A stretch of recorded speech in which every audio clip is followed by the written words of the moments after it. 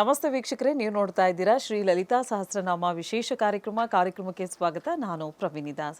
ವೀಕ್ಷಕರೇ, ನಿಮಗೆಲ್ಲ ಗೊತ್ತಿರೋ ಹಾಗೆ ನಮ್ಮ ಕಾರ್ಯಕ್ರಮದ ಮುಖಾಂತರವಾಗಿ ಶ್ರೀ ಲಲಿತಾ ಸಹಸ್ರನಾಮದ ಕುರಿತಾಗಿ, ಆಕೆಯ ವಿಶೇಷತೆ ಕುರಿತಾಗಿ, ಅವತಾರಗಳ ಕುರಿತಾಗಿ, ಈ ಶ್ರೀ ಲಲಿತಾ ಸಹಸ್ರನಾಮವನ್ನು ಪಠಣೆಯನ್ನು ಯಾಕೆ ಮಾಡಬೇಕು, ಯಾವ ಸಮಯದಲ್ಲಿ ಮಾಡಬೇಕು, ಹೇಗೆ ಮಾಡಬೇಕು, ಇದರಿಂದ ಆಗುವಂಥ ಪ್ರಯೋಜನಗಳೇನು, ಇದರ ಕುರಿತಾಗಿ ಒಂದಷ್ಟು ಮಾಹಿತಿಯನ್ನು ಇವತ್ತಿನ ಸಂಚಿಕೆಯಲ್ಲಿ ನೀಡಲಿಕ್ಕೆ ನಮ್ಮೊಟ್ಟಿಗೆ ಇದ್ದಾರೆ ಆಧ್ಯಾತ್ಮಿಕ ಚಿಂತಕರಾಗಿರುವಂತಹ ಶ್ರೀ ರಾಮಕೃಷ್ಣ ಶಾಸ್ತ್ರಿಯವರು. ಮೊದಲನೇದಾಗಿ ಗುರುಜಿಯವ್ರನ್ನ ನಮ್ಮ ಕಾರ್ಯಕ್ರಮಕ್ಕೆ ಬರಮಾಡ್ಕೊಳ್ಳೋಣ.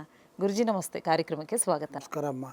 ಮಾತರ್ಮೇ ಮಧುಕೈಟ ಭೋಗ್ರಮೈಷ ಪ್ರಾಣಾಪಹಾರೋದ್ಯಮೇ ಹೇಲಾ ನಿರ್ಜಿತ ಧೂಮ್ರಲೋಚನವದೇಹೇ ಚಂಡಮುಂಡಾರ್ದಿನಿ ನಿಶೇಷೀಕೃತ ರಕ್ತಬೀಜದನುಜೇ ನಿತ್ಯೇ ನಿಶುಂಭಾಪಹೇ ಶುಂಭಧ್ವಂಸಿನಿ ಸಂಹರಾಶು ದುರ್ತಂ ದುರ್ಗೇ ನಮಸ್ತೆ ಅಂಬಿಕೆ. ಇನ್ನು ವೀಕ್ಷಕರೇ, ಕಳೆದ ಸಂಚಿಕೆಯಲ್ಲಿ ಸಹಸ್ರ ಸೂರ್ಯ ಪ್ರಕಾಶನದಲ್ಲಿ ದೇವಿ ಪ್ರಕಟವಾಗಿದ್ದಾಳೆ. ಸೊ ಮುಂದೇನಾಗುತ್ತೆ ಇವತ್ತಿನ ಸಂಚಿಕೆಯಲ್ಲಿ ಗುರುಜಿಯವರು ನಮಗೆ ತಿಳಿಸ್ಕೊಡ್ತಾರೆ. ಗುರುಜಿ, ಮುಂದೇನಾಗುತ್ತೆ ಅನ್ನೋ ಕುತೂಹಲ ನನಗಿದೆ. ಉದ್ಯದ್ಭಾನು ಸಹಸ್ರಾಭ ಚತುರ್ಬಾಹು ಸಮನ್ವಿತ ಅನ್ನುವಂತಹ ಒಂದು ನಾಮವನ್ನು ನಾವು ಹೇಳ್ತಾ ಇದ್ವಿ. ಉದ್ಯದ್ಭಾನು ಸಹಸ್ರಾಭ ಚಿದಗ್ನಿಕುಂಡದಿಂದ ಆ ಜಗನ್ಮಾತೆ ಒಂದು ಚಿಕ್ಕ ಒಂದು ದ್ವೀಪದ ರೂಪದಲ್ಲಿ ಕಾಣಿಸ್ಕೊಂಡಿದ್ದಾಳೆ. ಆಮೇಲೆ ಆ ದೀಪ ಹೆಚ್ಚಾಗಿ ಮೇಲಕ್ಕೆ ಬಂದಾಗ ಅದರ ಪ್ರಭೆ ಹೇಗಿತ್ತು ಅನ್ನೋದನ್ನು ಆ ವಾಶಿನ್ಯಾದಿ ವಾಗ್ದೇವಿಗಳು ವರ್ಣಿಸ್ತಾ ಇದ್ದಾರೆ.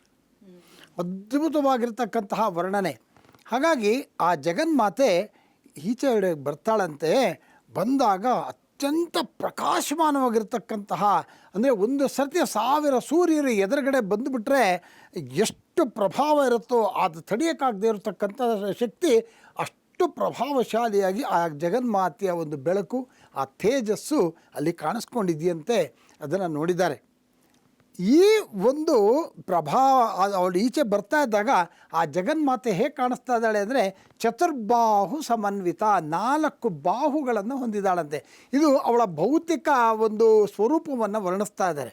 ಆದರೆ ಅದು ಅವಳ ಒಂದು ಆಂತರಿಕ ಸ್ವರೂಪವನ್ನು ನಾನು ಮುಂದೆ ಹೇಳ್ತಾ ಹೋಗ್ತೀನಿ. ರೇಖಾಗಣಿತದಲ್ಲಿ ಅಂದರೆ ಜಿಯೋಮೆಟ್ರಿನಲ್ಲಿ ಬಾಹು ಅಂದ್ರೇನು? ಸೈಡ್ಸ್. ಹೌದು, 4 ಬಾಹುಗಳು ಅಂತ. ಈ 4 ಬಾಹುಗಳನ್ನು ನಾವು ಊಹಿಸ್ಕೊತಾ ಇದ್ದೀವಿ ಅನ್ನೋದಾದರೆ, ಈ ಬಾಹುಗಳಲ್ಲಿ ಕೈಗಳು, ಈ ಕೈಗಳಲ್ಲಿ ಏನೇನಿತ್ತು, ಯಾಕೆ ಹಾಗೆ ಕಾಣಿಸ್ಕೊಂಡ್ಲು ಆ ಜಗನ್ಮಾತೆ ಅನ್ನೋದನ್ನು ನಾವು ಹೇಳಿದ್ರೆ, ಒಂದೊಂದು ಕೈನಲ್ಲೂ ಅತ್ಯಂತ ಮುಖ್ಯವಾಗಿ ಬೇಕಾಗಿರ್ತಕ್ಕಂತಹದ್ದನ್ನು ಅವಳು ಇಟ್ಕೊಂಡಿದ್ದಾಳೆ. ಒಂದು ಪಾಶ, ಎರಡನೆಯದು ಕಬ್ಬಿನ ಒಂದು ಜಲ್ಲೆ, ಇನ್ನೊಂದು ಅಂಕುಶ, ಇನ್ನೊಂದರಲ್ಲಿ ಪಂಚಬಾಣಗಳು. ಈ 4 ಎಷ್ಟು ಮುಖ್ಯ ಅಂದರೆ ನಾವು ಪ್ರತಿ ಸರ್ತಿನೂ ಆ 4ರಲ್ಲೇ ಇದ್ದೀವಿ. ನಮ್ಮ ಜೀವನ ಪೂರ್ತಿ ನಾವು ಅದರಲ್ಲೇ ಆ ಒಂದು ಸ್ಕ್ವೇರ್ನಲ್ಲೇ ಇರ್ತೀವಿ. ಅದಕ್ಕೆ ಚತುರ್ಬಾಹುಗಳು, ಸ್ಕ್ವಯರ್ ಅಂತ ನಾನು ಹೇಳಿದ್ದು. ಈಗ ಹೇಳ್ತಾ ಹೋದಾಗ ನಿಮಗೆ ಗೊತ್ತಾಗುತ್ತೆ, ಹೌದಲ್ವಾ, ನಾವು ಇದರಲ್ಲೇ ಇದ್ದೀವಿ, ಹೌದು ಅಂತ. ಆ ವಿತಿನ್ ಸ್ಕ್ವಯರ್ ಅಂತ ಹೇಳ್ತೀವಿ, ಅದರಲ್ಲೇ ಇರ್ತೀವಿ ನಾವು. ಚತುರ್ಬಾಹು ಸಮನ್ವಿತ. ಏನಿದು ಅಂತಂದರೆ ಕಬ್ಬು. ಈ ಕಬ್ಬು ಏನು ಅಂದರೆ ಮನೋರೂಪೇಕ್ಷು ಕೋದಂಡ. ನಮ್ಮ ಮನಸ್ಸು ಏನೋ ಅದನ್ನು ಕಂಟ್ರೋಲ್ ಮಾಡಿ ಇಟ್ಕೊಂಡಿದ್ದಾಳೆ ಅಂತ. ಮನಸ್ಸಿನ ಒಂದು ರೆಪ್ರೆಸೆಂಟೇಟಿವ್ ಆಗಿ, ಅದರ ಒಂದು ಪ್ರತೀಕವಾಗಿರ್ತಕ್ಕಂತಹ ಕಬ್ಬಿನ ಜಲ್ಲೆ. ನೀವು ನೋಡಿರ್ಬೇಕು ಅಮ್ಮನವ್ರ ರೂಪನ. ನಮ್ಮ ಒಂದು ಇದರಲ್ಲಿ ಕೂಡ ತೋರಿಸಿದ್ದೀವಿ, ಹಿಂದ್ಗಡೆ ಇರ್ತಕ್ಕಂಥ ಬ್ಯಾಕ್ಗ್ರೌಂಡಲ್ಲಿ ತೋರಿಸ್ತಾ ಇದ್ದೀವಿ. ಅಮ್ಮ ಇಟ್ಕೊಂಡಿರ್ತಕ್ಕಂಥದ್ದು ಕಬ್ಬಿನ ಜಲ್ಲೆ. ಏನದು ಅಂದರೆ ಮನಸ್ಸಿನ ಒಂದು ಪ್ರತೀಕನೇ ಆ ಒಂದು ಧನಸ್ಸು. ಆ ಧನಸ್ಸನ್ನು ಆಕೆ ಇಟ್ಕೊಂಡಿದ್ದಾಳೆ. ಅದೇ ಮನೋರೂಪೇಕ್ಷು ಕೋದಂಡ. ಇನ್ನೊಂದು ಅಂಕುಶ. ಮನೋರೂಪೇಕ್ಷು ಕೋದಂಡ ಅಂತ ಎರಡನೇದು ಬಂದು 5 ಹೂವಿನ ಬಾಣಗಳು. ಯಾವುದದು ಅಂದರೆ ಪಂಚ ತನ್ಮಾತ್ರೆಗಳು. ಧನಸ್ಸಿದ ಮೇಲೆ ಬಾಣಗಳಿರಬೇಕು ಅಲ್ವಾ? ಪಂಚ ತನ್ಮಾತ್ರೆಗಳು ಶಬ್ದ, ಸ್ಪರ್ಶ, ರೂಪ, ರಸ, ಗಂಧ. ಇದು ಬಿಟ್ಟು ಬೇರೆ ಏನಾದ್ರು ಹೇಳಿ ನೋಡೋಣ. 6ನೇದು ನಮಗೆ ಬೇಕಾಗಿರೋದು 5. ಅಷ್ಟರಲ್ಲೇ ನಾವು ಇರ್ತೀವಿ. ಶಬ್ದವನ್ನು ಕೇಳ್ತೀವಿ, ನಾನಾ ರೀತಿಯ ಶಬ್ದಗಳು, ಒಳ್ಳೆಯದು ಕೆಟ್ಟದು ಎಲ್ಲ ಕೇಳ್ತಿರ್ತೀವಿ. ರಸ, ನಾಲ್ಗೆ ರುಚಿ, ಅದು ಇದು. ಸ್ಪರ್ಶ, ಮುಟ್ತಕ್ಕಂಥದ್ದು, ನೋಡಿ, ಕೇಳ್ತಕ್ಕಂಥದ್ದು. ಹಾಗೆ ಶಬ್ದ, ಸ್ಪರ್ಶ, ರೂಪ, ರಸ, ಗಂಧ ಪ್ರತಿಯೊಂದು ಇದೆ. ಸೊ ಅದು ಬಿಟ್ಟು ಬೇರೆ ಇರ್ತೀವ ನಾವು? ಇದು ನಮಗೆ ಬೇಕೇ ಬೇಕು. ಹಾಗಾಗಿ ಶಬ್ದ, ಸ್ಪರ್ಶ, ರೂಪ, ರಸ, ಗಂಧ ಇದೇನಿದು ಪಂಚತನ್ಮಾತ್ರೆಗಳು ಅದನ್ನು ಬಿಲ್ಲಾಗಿ ಇಟ್ಕೊಂಡಿದ್ದಾಳಂತೆ. ಸೊ ಮನಸ್ಸನ್ನು ಒಂದು ಧನಸ್ಸಾಗಿ ಇಟ್ಕೊಂಡಿದ್ದಾಳೆ. ಪಂಚತನ್ಮಾತ್ರ ಸಹಾಯಕ ಆ 5 ಬಾಣಗಳನ್ನು 5 ಪಂಚತನ್ಮಾತ್ರೆಗಳನ್ನು ತಾನು ಬಿಲ್ಲಿನ ರೂಪದಲ್ಲಿ ಇಟ್ಕೊಂಡಿದ್ದಾಳೆ.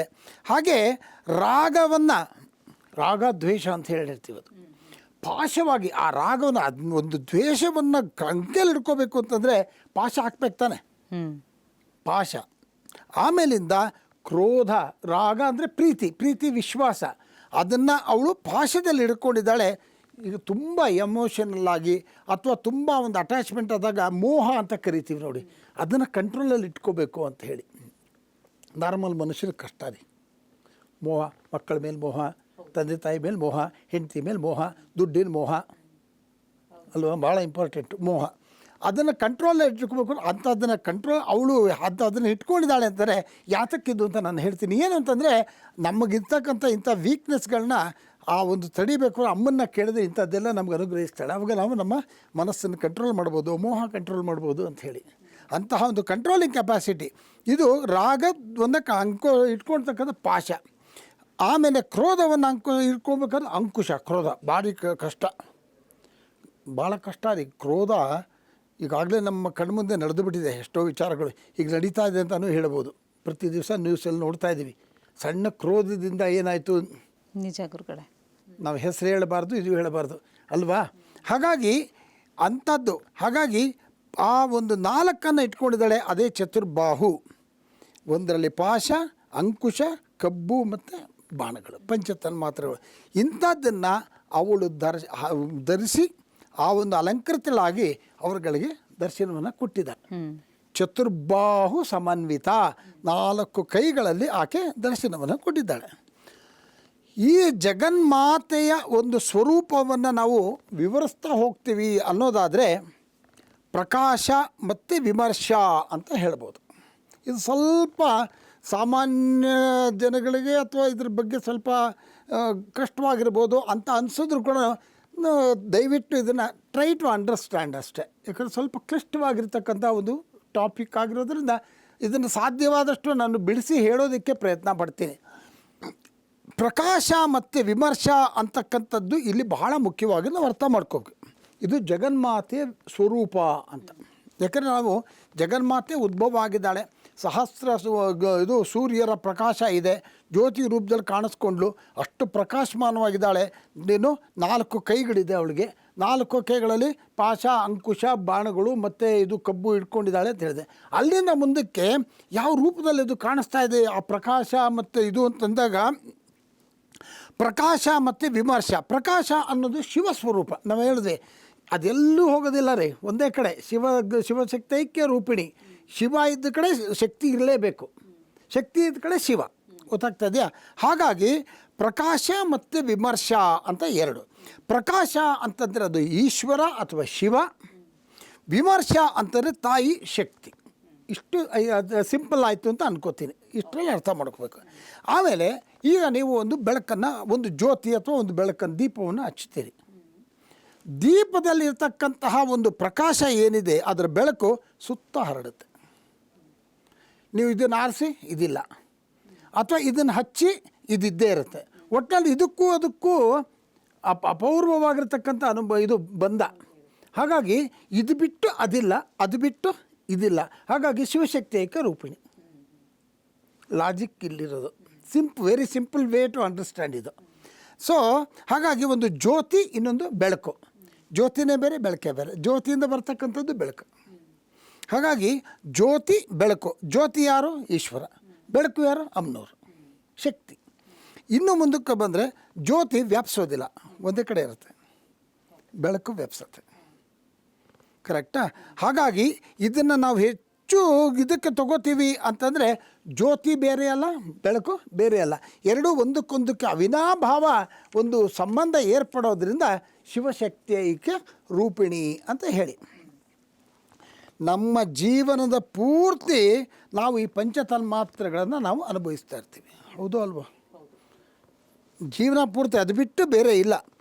ಆದರೆ ಈ ಪಂಚತನ್ಮಾತ್ರೆಗಳನ್ನು ನಾವು ಅನುಭವಿಸ್ತಾ ಇದ್ದೀವಿ ಅನ್ನೋದಾದರೆ, ಅನುಭವಿಸಬೇಕು ಅಂತಂದರೆ ಏನು ಬೇಕು? ಮುಖ್ಯವಾಗಿ ಮನಸ್ಸಿರಬೇಕು ಅಲ್ವಾ. ಈಗ ನಾನು ನಿಮ್ಗೆ ಯಾವುದೋ ಒಂದು ಸ್ವೀಟ್ ತಂದು ಕೊಟ್ಟೆ ಅಂತ ಇಟ್ಕೊಳ್ಳಿ, ನಿಮಗದು ಮನಸ್ಸಿಗೆ ಅದು ಚೆನ್ನಾಗಿದೆ ನಾನು ತಿನ್ನಬೇಕು ಅಂತ ಆಸೆ ಇದ್ದರೆ ನೀವು ಅದು ತಿಂತೀರಿ.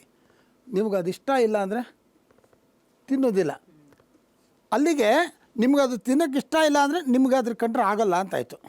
ದ್ವೇಷ, will put it in the general term.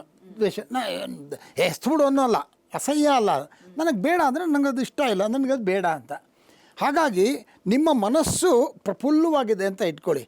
ಆವಾಗ ನೀವು ಯಾವುದಾದ್ರು ಒಂದು ವಿಷಯವನ್ನು ಕೇಳಬೇಕು ಅಂದರೆ ಭಾಳ ಉತ್ಸುಕರಾಗಿರ್ತೀರಿ. ಬೇಡದೇ ಇರೋ ವಿಚಾರ ಆದರೆ ಅಷ್ಟು ಇದಲ್ಲ. ಈಗ ಉದಾಹರಣೆಗೆ ನಾನು ಈ ಲಲಿತಾ ಸಹಸ್ರನಾಮದ ಒಂದು ವಿಚಾರವನ್ನು ಆದಷ್ಟು ಹೇಳ್ತಾ ಹೋಗ್ತಾ ಇದ್ದೀನಿ. ಕೆಲವು ಸಂತಿ ಏನಾಗುತ್ತೆ, ಇದು ಕೆಲವು ಕಣ್ಣು ಬಿಟ್ಕೊಂಡು ನೋಡ್ತಾನೆ ಇರ್ಬೋದು, ಮನಸ್ಸೆಲ್ಲೋ ಇರುತ್ತೆ. ಆದರೆ ಇನ್ನು ಕೆಲವ್ರಿಗೆ ಭಾಳ ಕಾನ್ಸಂಟ್ರೇಟ್ ಮಾಡಿ ಕೇಳ್ತಾ ಇರ್ತಕ್ಕಂಥದ್ದು. ಶಾಸ್ತ್ರಿಗಳು ಇದನ್ನು ಹೇಳಿದ್ರಲ್ಲಪ್ಪ ಅಂದರೆ ಹೇಳಿದ್ರಾ ಅಂತನ್ನೋದು, ಯಾಕಂದರೆ ಮನಸ್ಸು ಎಲ್ಲೋ ಇರುತ್ತೆ. ಹಾಗಾಗಿ ಈ ಒಂದು ಮನಸ್ಸು ಅನ್ನೋದೇನಿದೆ ಇಲ್ಲಿ ರಾಗ ದ್ವೇಷ ಇಲ್ಲೇ ಇದೆ. ಇದೆರಡಕ್ಕೂ ಇಂಪಾರ್ಟೆಂಟ್ ಯಾರು? ಯಜಮಾನರು. ಯಾರು? ನಮ್ಮಮ್ಮ ಲಲಿತಾ ತ್ರಿಪುರ ಸುಂದರಿ. ಇಂತಹ ಒಂದು ಕಂಟ್ರೋಲ್ ಮಾಡ್ತಕ್ಕಂತಹ ಆ ಒಂದು ಮನಸ್ಸನ್ನು, ಚಂಚಲ ಆಗ್ತಕ್ಕಂತಹ ಒಂದು ಮನಸ್ಸನ್ನು ಕಂಟ್ರೋಲ್ ಮಾಡಬೇಕು ಅಂದರೆ ಆ ಒಂದು ಬಿಲ್ಲು ಮನೋ ರೂಪೇಕ್ಷು ಕೋದಂಡ ಪಂಚತನ್ಮಾತ್ರ ಸಹಾಯಕ, ಅದನ್ನು ಕೂಡ ಕಂಟ್ರೋಲ್ ಯಾರಿಗೆ ಎಷ್ಟು ಬಾಣಗಳನ್ನು ಬಿಡಬೇಕೋ, ಎಷ್ಟು ಗತಿನಲ್ಲಿ ಬಿಡಬೇಕೋ ಅದನ್ನು ಅವಳು ಬಿಟ್ಟು ತನ್ನ ಕಡೆ ಎಳ್ಕೊಡ್ತಕ್ಕಂತಹ ಶಕ್ತಿ ಇರ್ತಕ್ಕಂತಹ ನಮ್ಮಮ್ಮ ಜಗನ್ಮಾತೆ ಲಲಿತಾ ತ್ರಿಪುರ ಸುಂದರಿ. ಲಾಜಿಕ್. ಇವಾಗ ಕಬ್ಬಿನ ಜಲ್ಲೆ ಆಯಿತು ಮನಸ್ಸು. ಇದೆ ಮನಸ್ಸನ್ನು ಕಂಟ್ರೋಲ್ ಮಾಡಬೇಕು ಅಂದರೆ ಆ ಒಂದು ರಾಗ ದ್ವೇಷಗಳದ್ದೇನೇನಿದೆ ಅದನ್ನ ಕಂಟ್ರೋಲ್ ಮಾಡಬೇಕು ಅಂತಂದರೆ ಇಂತಹ ಒಂದು ಅದ್ಭುತವಾಗಿರ್ತಕ್ಕಂಥ ಶಕ್ತಿ ಕಂಟ್ರೋಲ್ ಮಾಡ್ತಾ ಇರೋದು ಯಾರು ಅಂತಂದರೆ ಆ ಜಗನ್ಮಾತೆ ಲಲಿತಾ ತ್ರಿಪುರ ಸುಂದರಿ.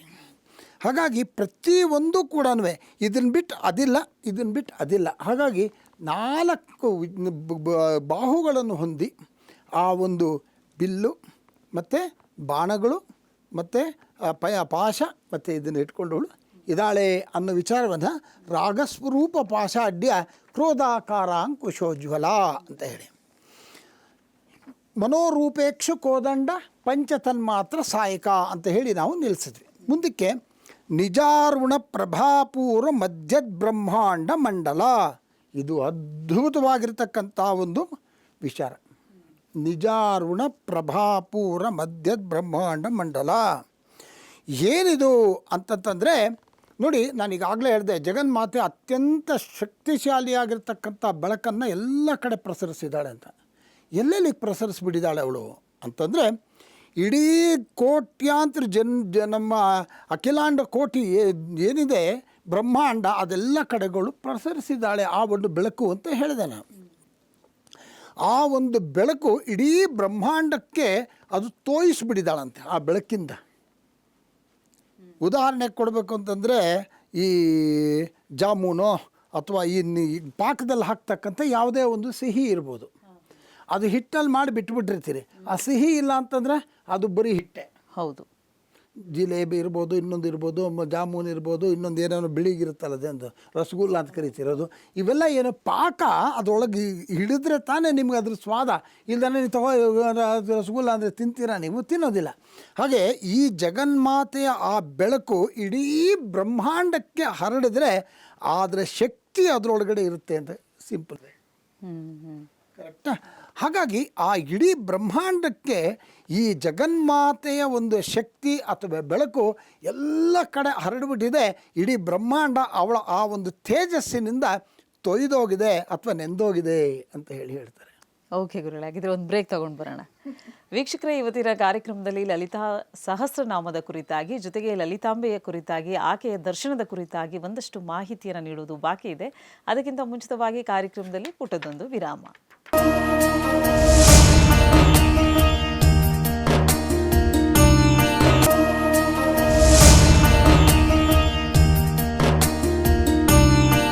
ವಿರಾಮದ ಬಳಿಕ ಶ್ರೀ ಲಲಿತಾ ಸಹಸ್ರನಾಮ ವಿಶೇಷ ಕಾರ್ಯಕ್ರಮಕ್ಕೆ ಸ್ವಾಗತ. ವೀಕ್ಷಕರೇ, ನೀವು ಗುರೂಜಿಯವ್ರನ್ನ ನೇರವಾಗಿ ಬಂದು ಭೇಟಿಯಾಗಬೇಕು, ನಿಮ್ಮಲ್ಲಿ ಯಾವುದೇ ರೀತಿಯಾದಂಥ ಸಮಸ್ಯೆಗಳಿರ್ಬೋದು, ಆ ಸಮಸ್ಯೆಗಳಿಗೆ ಪರಿಹಾರ ಬೇಕು, ಅಥವಾ ಜಾತಕವನ್ನು ಬರೆಸಬೇಕು, ಜಾತಕದ ವಿಶ್ಲೇಷಣೆಯನ್ನು ಮಾಡಿಸ್ಕೊಳ್ಬೇಕು, ಅಥವಾ ಮನೆಯಲ್ಲಿ ನಡೆಯುವಂಥ ಶುಭ ಕಾರ್ಯಗಳಿಗೆ ಗುರೂಜಿಯವ್ರನ್ನ ಭೇಟಿಯಾಗಬೇಕು ಅಂದರೆ ನೇರವಾಗಿ ಬಂದು ಭೇಟಿಯಾಗಲಿಕ್ಕೆ ಅವಕಾಶವಿದೆ. ನಿಮ್ಮನೆ ಟಿವಿ ಸ್ಕ್ರೀನ್ ಮೇಲೆ ಕಾಣ್ತಾ ಇರುವಂಥ ನಂಬರ್ಗೆ ಕರೆ ಮಾಡಬೇಕಾಗತ್ತೆ.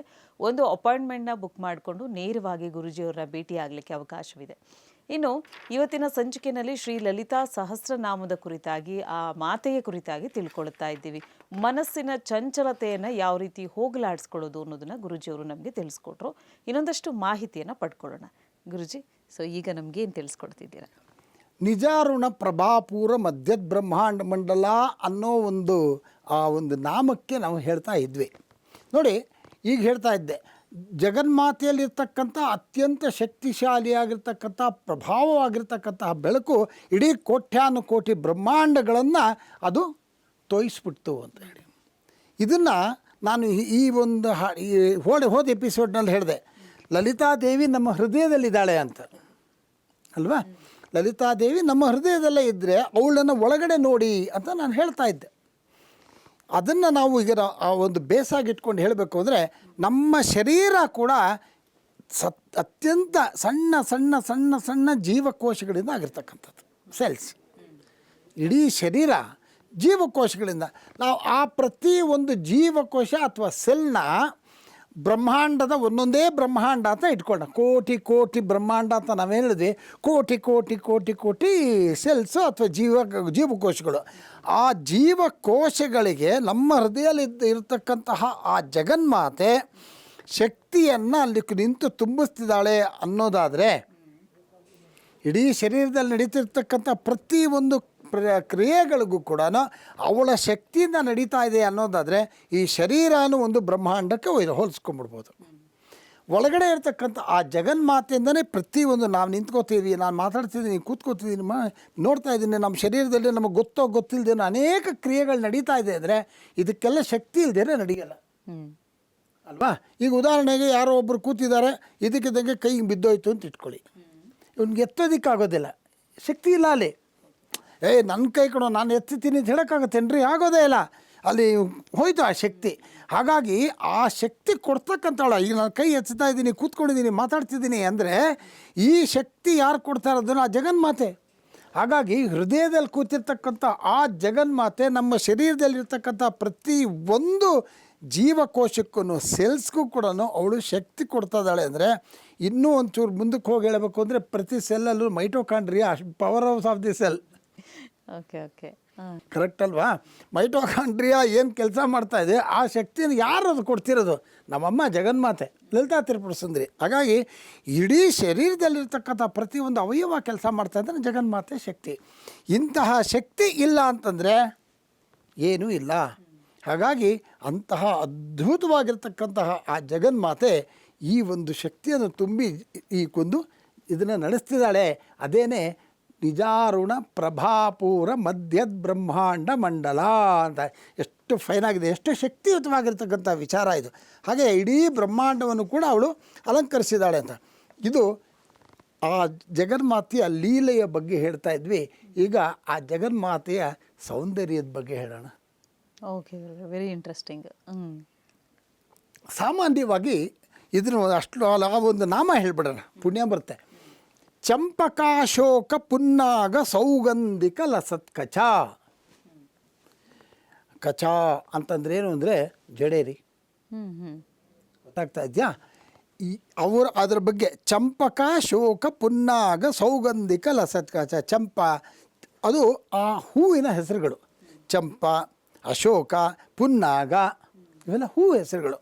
ಅಂತಹ ಹೂಗಳನ್ನು ಧಾರಣೆ ಮಾಡಿರ್ತಕ್ಕಂತಹ ನಮ್ಮಮ್ಮ ಜಗನ್ಮಾತೆ. ಇದರದ್ದು ವಿಶೇಷ ಏನು ಅಂತ ತಿಳ್ಕೊಳ್ಳೋಣ. ನೋಡಿ, ಈ ಒಂದು ತಾಯಿಯ ಜಡೆಯನ್ನು ವರ್ಣಿಸ್ತಾ ಹೋಗ್ತಾ ಇದ್ದಾರೆ. ಸಾಮಾನ್ಯವಾಗಿ ದೇವರ ಒಂದು ಅಂಗ ಪೂಜೆಗಳನ್ನು ಮಾಡ್ತೀವಿ. ಪೂಜೆಗಳು ಮಾಡಿದಾಗ ಕೇಶವಾಯನ ಮಹಾಪಾದವ ಪೂಜೆಯಾಮಿ, ನಾರಾಯಣನ ಮಗಳು ಪೂಜೆ ಈಗ ಹೇಳ್ತಾ ಹೋಗ್ತೀವಿ ಪಾದದಿಂದ. ಆದರೆ ಸ್ತ್ರೀ ದೇವಿಯನ್ನು ಪೂಜೆ ಮಾಡಬೇಕು ಅಂತಂದಾಗ ಯಾವಾಗಲೂ ಕೂಡ ಶಿರದಿಂದ ಪಾದದವರೆಗೂ ಮಾಡಬೇಕು. ಸ್ಟಾರ್ಟ್ ಅಲ್ಲಿ ಮಾಡಬೇಕು ಅಂತ ಹೇಳಿ. ಯಾಕೆ ಅಂತಂದರೆ ವಾಗ್ದೇವಿಗಳು ಆ ಜಗನ್ಮಾತೆಯನ್ನು ಚಿದಗ್ನಿಕುಂಡ ಸಂಭೂತ ಅನ್ನುವಾಗ ಆಕೆ ಆ ಚಿದಗ್ನಿಯಿಂದ ಮೇಲೆ ಬರುವಾಗ ಅವಳು ಯಾವ ರೀತಿ ಕಾಣಿಸ್ತಂದ್ರೆ ಮೊದಲು ಶಿರ. ಗೊತ್ತಾಗ್ತಾ ಇದೆಯಾ? ನಿಮಗೊಂದು ಇಂಟ್ರೆಸ್ಟಿಂಗ್ ಟಾಪಿಕ್ಕು ನಮ್ಮ ವೀಕ್ಷಕರಿಗೂ ಕೂಡ ಪ್ರತಿ ಸರ್ತಿ ಹೇಳ್ತಾ ಇದ್ವಿ, ಏನಾದ್ರು ಒಂದು ಇದ್ರ ಬಗ್ಗೆ ನಾಮದಲ್ಲಿ ಇರ್ತಕ್ಕಂಥ ವಿಶೇಷತೆ ಹೇಳ್ತೀವಿ ಅಂತ. ಈ ಜಗನ್ಮಾತೆಯ ಚಂಪಕಾಶೋಕ ಪುನ್ನಾಗ ಸೌಗಂಧಿಕ ಲಸತ್ಕಚ ಅಂತ ಹೇಳಿ ಈ ಜಗನ್ಮಾತೆಯ ಕೂದಲನ್ನು ನೀವು ನೆನೆಸ್ಕೊಂಡು ಆ ನಾಮವನ್ನೇ ಪಠನೆ ಮಾಡಿದ್ದೆ ಆದರೆ ಯಮಬಾಧೆ ಇರೋದಿಲ್ಲ. ಗೊತ್ತಾಗ್ತಾ ಇದೆಯಾ? ಇದು ಭಾಳ ಇಂಪಾರ್ಟೆಂಟು. ಯಮಬಾಧೆ ಅಂದರೆ ತುಂಬ ತೊಂದರೆಗಳು, ಅದು ಅಂತಹ ಯಮಬಾಧೆ ಇರೋದಿಲ್ವಂತೇಳಿ ಇದೊಂದು ನಾಮದಿಂದ ಎಷ್ಟು ಚೆನ್ನಾಗಿದೆ, ಎಷ್ಟು ಶ್ರೇಷ್ಠ. ನಾನಿದೆ ಈ ಲಲಿತಾ ಸಹಸ್ರನಾಮದಲ್ಲಿ ಪ್ರತಿ ಒಂದು ನಾಮ ಕೂಡ ಭಾಳ ಪ್ರತ್ಯೇಕ, ಅದಕ್ಕೆ ಆಗಿರ್ತಕ್ಕಂಥ ಶಕ್ತಿ ಇದೆ ಅಂತ ಹೇಳಿ. ಹಾಗಾಗಿ ಈ ನಾವು ಹೇಳಿದ್ದನ್ನು ಇಷ್ಟೊತ್ತು ಹೇಳಿದ್ದನ್ನು ಒಂದೊಂದು ಹೇಳಿದೆ, ಆ ಪ್ರತಿಯೊಂದು ನಾಮಕ್ಕೂ ಅದರದ್ದೇ ಆಗಿರ್ತಕ್ಕಂಥ ವಿಶೇಷತೆ ಕೂಡ ನಾನು ಹೇಳಿದೆ. ಇದನ್ನು ಹೇಳ್ತಾ ಇದ್ದೀನಿ. ಚಂಪಕಾಶೋಕ ಪುನ್ನಾಗ ಸೌಗಂಧಿಕ ಲಸತ್ಕಚ ಇದೊಂದು ಹೆಸರು. ಯಮಬಾಧೆ ಇರೋದಿಲ್ಲ. ದೇವಿಯ ಕೂದಲನ್ನು ಕೇಶವನ್ನು ವರ್ಣಿಸ್ತಾ ಇದ್ದಾರೆ. ಅಂಥ ಅದ್ಭುತವಾಗಿರ್ತಕ್ಕಂಥ ಆ ದೇವಿಯ ಕೂದಲು ಇದು ಸಾಮಾನ್ಯವಾಗಿರ್ತಕ್ಕಂಥದ್ದಲ್ಲ, ಅಪೂರ್ವವಾಗಿರ್ತಕ್ಕಂತಹ ಒಂದು ಇದು. ಹಾಗಾಗಿ ತಲೆಯಿಂದ ಅವರು ಕೆಳಗಡೆವರೆಗೂ ವರ್ಣಿಸ್ತಾರಂತೆ, ಪಾದದವರೆಗೂ.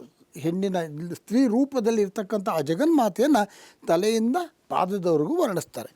ಅದರಲ್ಲಿ ಯಾವ್ಯಾವ ಹೂ ಇದೆ ಅಂತಂತಂದರೆ ಸಂಪಿಗೆ, ಚಂಪಕ, ಸಂಪಿಗೆ, ಅಶೋಕ, ಸೌಗಂಧಿಕ ಪುಷ್ಪ, ಇಂತಹ ಪುಷ್ಪಗಳು ಈ ಅನೇಕ ಬಹಳ ಪರಿಮಳವನ್ನು ಕೊಡ್ತಕ್ಕಂತಹ ದೇವಲೋಕದಲ್ಲಿರ್ತಕ್ಕಂತಹ ಪುಷ್ಪಗಳು ಈ ದೇವಿಯ ಶಿರವನ್ನು ಅಲಂಕರಿಸಿದೆ ಅಂತ. ಸಾಮಾನ್ಯವಾಗಿ ಸ್ತ್ರೀ ಒಂದು ಹೂವನ್ನು ಮುಡ್ಕೋತಾಳೆ, ಚೆನ್ನಾಗಿರೋ ಗಮ್ಮನ್ನು ಹೂವು ಮುಡ್ಕೋತಾಳೆ ಅಂದರೆ ಯಾಕೆ ಹೇಳಿ? ಆ ಕೂದಲಲ್ಲಿರ್ತಕ್ಕಂಥ ವಾಸನೆ ಎಷ್ಟೇ ತೊಳ್ಕೊಂಡ್ರೂ ಕೂಡ ಆ ಕೂದಲು ಕೂಡ ಚರ್ಮಕ್ಕೆ ಸಂಬಂಧಪಟ್ಟಿರ್ತಕ್ಕಂಥದ್ದು. ಬೆವರಿಂದನೋ ಇನ್ನೊಂದಿಂದನೋ ಮತ್ತೊಂದಿಂದನೋ ವಾಸನೆ ಬಂದುಬಿಟ್ಟಿರುತ್ತೆ. ಆ ಹೂ ಮುಡ್ಕೊಳ್ಳೋದು ಏನಕ್ಕೆ ಅಂದರೆ ಆ ಕೂದಲಲ್ಲಿರೋ ವಾಸನೆ ಕಾಣಿಸ್ತಾ ಇರಲಿ ಅಂತ ಇದು. ಆದರೆ ಇದು ಸ್ಪೆಷಾಲಿಟಿ ಅಂದರೆ ರಿವರ್ಸ್. ಜಗನ್ಮಾತೆಯಲ್ಲಿ ಕೂದಲಲ್ಲಿರ್ತಕ್ಕಂತಹ ಆ ಒಂದು ಸುಗಂಧವನ್ನು ಈ ಹೂಗಳು ಪಡ್ಕೊಳ್ಳೋದಕ್ಕೋಸ್ಕರವಾಗಿ ಆ ಹೂಗಳು ನಾನು ಮುಂದು ತಾ ಮುಂದು ಅಂತ ಹೇಳಿ ಆ ಜಗನ್ಮಾತೆಯನ್ನು ಪ್ರಾರ್ಥನೆ ಮಾಡುತ್ತಂತ, ಅಮ್ಮ ನನ್ನ ನಿಮ್ಮ ಧರಿಸ್ಬಿಡು ಅಂತ. ದೇವಿ ಈ ಹೂಗಳನ್ನ ತಗೊಂಡು ಮುಡ್ಕೊಂಡು ಆ ಹೂವಿನಲ್ಲಿ ಆ ದೇವಿ ಮಾಡ್ಕೋಬೇಕಾಗಿಲ್ಲ. ಆ ಹೂಗಳೇ ಕೇಳುತ್ತಂತೆ, ಅಮ್ಮ ನಿನ್ನ ತಲೆಯಲ್ಲಿ ನನ್ನ ಧರಿಸ್ಬಿಡು, ನಿನ್ನ ಆ ಫ್ರಾಗ್ರೆನ್ಸ್ ಏನಿದೆ ಘಮ ಅದು ನಮಗೆ ಬರಲಿ ಅಂತ. ದೇವಲೋಕದಲ್ಲಿ ಇರ್ತಕ್ಕಂಥ ಅನೇಕ ಪುಷ್ಪಗಳು ಆ ದೇವಿಯನ್ನು ಆ ರೀತಿ ಪ್ರಾರ್ಥನೆ ಮಾಡುತ್ತಂತೆ, ಅಮ್ಮ ನಂಗೆ ಈ ಥರ ಒಂದು ಅವಕಾಶ ಕೊಡು ಅಂತೇಳಿ. ಈ ಹೂವು ಅಂದಾಗ ಜ್ಞಾಪಕ ಬರುತ್ತೆ. ಯಾವುದೇ ಹೂವು ಆ ಒಂದು ಗಿಡದಲ್ಲಿ ಬಿಟ್ಟಾಗ ಆ ದೇವಿ ಅಥವಾ ದೇವರ ಪಾದಕ್ಕೆ ಅಥವಾ ಅವನ ಮೇಲೆ ಅದು ಬಂದು ಬೀಳ್ತು ಅಂತಂದರೆ ಎಷ್ಟೋ ಪುಣ್ಯ ಮಾಡಿಬಿಡುತ್ತಂತೆ. ಮುಂದಿನ ಜನ್ಮದಲ್ಲಿ ಎಲ್ಲೋ ಬೇರೆ ಕಡೆ ಹುಟ್ಬಿಡ್ತಾರೆ. ಗೊತ್ತಾಗ್ತಾ ಇದೆಯಾ? ಹಾಗಾಗಿ ಸುಮ್ಮನೆ ಆ ಹೂ ಎಲ್ಲ ಹುಟ್ಟೋದು ಬಿದ್ದೋಗೋದು ಅಲ್ಲ, ಅದು ಆ ದೇವರ ಪಾದಕ್ಕೆ ಅರ್ಪಿಸ್ಬೇಕಾದ್ರೆ ಅದಕ್ಕೂ ಏನೋ ಒಂದು ಪುಣ್ಯ ಮಾಡಿರ್ಬೇಕು. ಹಾಗಾಗಿ ಅಂತಹ ಒಂದು ಅದ್ಭುತವಾಗಿರ್ತಕ್ಕಂತಹ ಆ ಒಂದು ಒಳ್ಳೆ ಆ ಒಂದು ಜಡೆಯಲ್ಲಿ ಅಥವಾ ಕೂದಲಲ್ಲಿ ಆ ಹೂವಿನಲ್ಲಿರ್ತಕ್ಕಂಥ ಪರಿಮಳ ನನಗೆ ಇದರಲ್ಲಿ ಜಡೆಯಲ್ಲಿರ್ತಕ್ಕಂಥ ಪರಿಮಳ ನನಗೆ ಬೇಕು ಅಂತೇಳಿ ಆ ಹೂಗಳು ಆ ಮುಡಿಯನ್ನು ಅಲಂಕರಿಸಿದ್ಯಂತೆ. ಎಷ್ಟು ಮುದ್ದಾಗ ಅವರು ನೋಡಿ ಆ ವಾಗ್ದೇವಿಗಳು ಇದನ್ನು ಕಲ್ಪನೆ ಮಾಡಿ ಅದನ್ನು ಇದನ್ನು ಮಾಡ್ತಾಯಿದ್ದಾರೆ. ಇದು ಸಾಮಾನ್ಯವಾಗಿ ಅದು ಹೊಳೆಯೋದಿಲ್ಲ ರೀ, ಅವ್ರ ಕೈಗಳಿಗೆ ಅದು ಸಾಧ್ಯ ಅಷ್ಟೇ. ಅಂತಹ ಅದ್ಭುತವಾಗಿರ್ತಕ್ಕಂಥ ಒಂದು ವಿಚಾರವನ್ನು ಹೇಳ್ತಾ ಇದ್ದಾರೆ.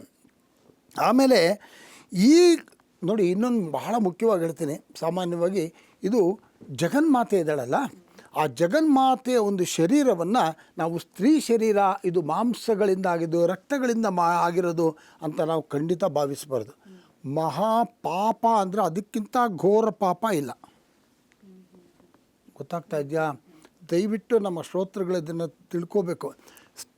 ನಮ್ಮ ಈ ಜಗನ್ಮಾತೆಯ ಶರೀರ ಅಥವಾ ಒಂದು ಇದನ್ನು ನಾವು ವರ್ಣಿಸ್ತಾ ಇದ್ದೀವಿ ಅನ್ನೋದಾದರೆ ಇದು ಖಂಡಿತವಾಗಲೂ ಮಾಂಸಗಳಿಂದಾಗಲಿ ರಕ್ತಗಳಿಂದಾಗಲಿ ಆಗಿದೆ ಅಂತ ನಾವು ಭಾವಿಸಬಾರ್ದು. ಇದು ಜನರಲ್ಲಾಗಿ ನಮ್ಮ ಮನುಷ್ಯ ಶರೀರ ಅಲ್ಲ, ಅದು ಅಲೌಕಿಕ ದಿವ್ಯ ಶರೀರಗಳು. ಪ್ರತಿ ಒಂದು ಭಾಗದಲ್ಲೂ ಕೂಡ ಅದರದ್ದೇ ಒಂದು ಶಕ್ತಿಗಳಿದೆ. ಬೀಜಾಕ್ಷರಗಳಿಂದ ಆಗಿರ್ತಕ್ಕಂಥದ್ದು.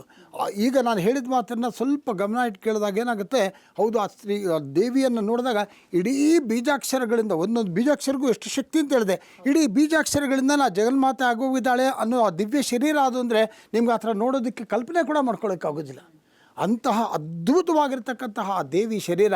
ಹಾಗಾಗಿ ಆ ದೇವಿಯನ್ನು ವರ್ಣಿಸ್ತಾ ಇದ್ದೀವಿ ಅನ್ನೋದಾದರೆ ನೋಡಿ ಆ ಹೂಗಳು ಕೂಡ ಅದ್ರ ಫ್ರಾಗ್ರೆನ್ಸ್ ನಮಗೆ ಬೇಕು ಅಂತ ಪ್ರಾರ್ಥನೆ ಮಾಡ್ತಾ ಇದೆ ಅಂದರೆ ಅದು ದಿವ್ಯ ಶರೀರ.